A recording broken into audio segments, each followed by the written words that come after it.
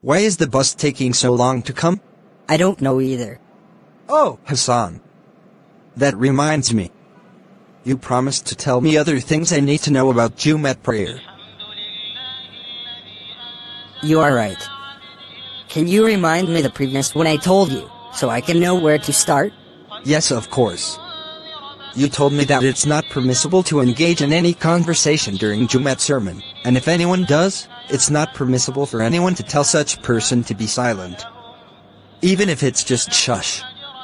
And it's very rewardable if anyone performs ablution before heading to the masjid for any prayer, not just Jummah prayer, as Allah will ease his bad deeds and reward such person on each step he takes. That is the reason it's preferably to go to the masjid earlier before prayer time. Mashallah. However, there are some instances where certain conversation is permissible during Jummah sermon. I will also add that for you today. Okay.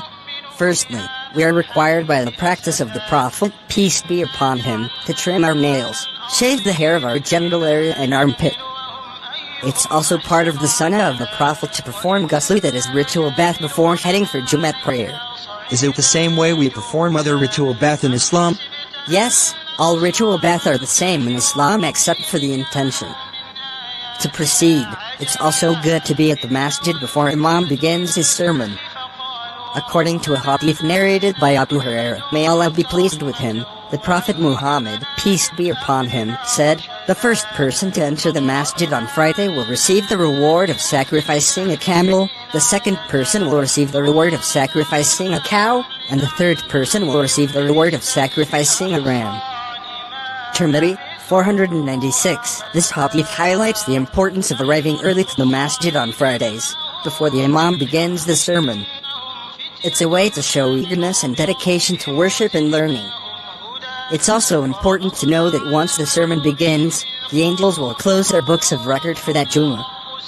This belief is based on a hadith narrated by Abu Hurairah, where the Prophet Muhammad, peace be upon him, said, when the Imam sits on the pulpit to deliver the sermon, the angels close their books and attend to the remembrance of Allah. Tirmidhi, 497. Wow! Moving on. It's also important to know that reading Suratul Khaf, Chapter 18 of the Holy Quran, is also encouraged, as is considered a sacred and powerful chapter in Islam, and reading it on Fridays, Jummah, is believed to bring numerous benefits. Here are some of the benefits. 1. Protection from Dajjal, Antichrist. Reciting Suratul Khaf on Fridays is said to offer protection against the Dajjal's evil plans and deception. 2. Forgiveness of sins. Reading Suratul Khaf on Fridays is believed to lead to the forgiveness of sins committed during the week. 3. Blessings and mercy. It is said to bring blessings and mercy from Allah, and to increase one's guidance and wisdom. 4.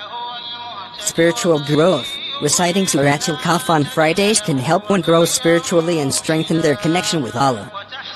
5. Protection from tribulations. It is believed to offer protection from tribulations, trials, and difficulties in life. 6. Increased knowledge and understanding. Reading Suratul Khaf regularly can lead to increased knowledge and understanding of the Quran and its teachings. 7. Reward and blessings in the afterlife. Reciting Suratul Khaf on Fridays is believed to bring rewards and blessings in the afterlife. It's important to note that these benefits are based on Islamic tradition and interpretation, and that the primary purpose of reading Suratul Khaf or any part of the Quran should be to seek guidance, wisdom, and closeness to Allah. Samir. That reminds me. I'm going to narrate 3 amazing and interesting stories in this surah for you next time we're free.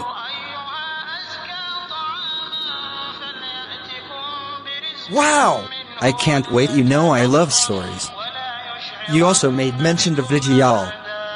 Can you tell me more about him? Okay.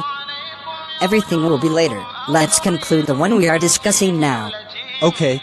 So as I said earlier, there are talk permissible during the Jummah sermon, like saying Ameen. When the Imam makes a supplication, it's allowed to say Ameen quietly. Is prohibited to give salam during the Friday khutbah, so it is not permissible for one who enters the mosque whilst the Imam is delivering the khutbah to give salam, and it is also prohibited to return the greeting. Fatwa ibn Uthaymin, 1600. Thanks so much. May Allah reward you abundantly. Amin and the two. Alhamdulillah. My dad is here. So sorry, I'm late.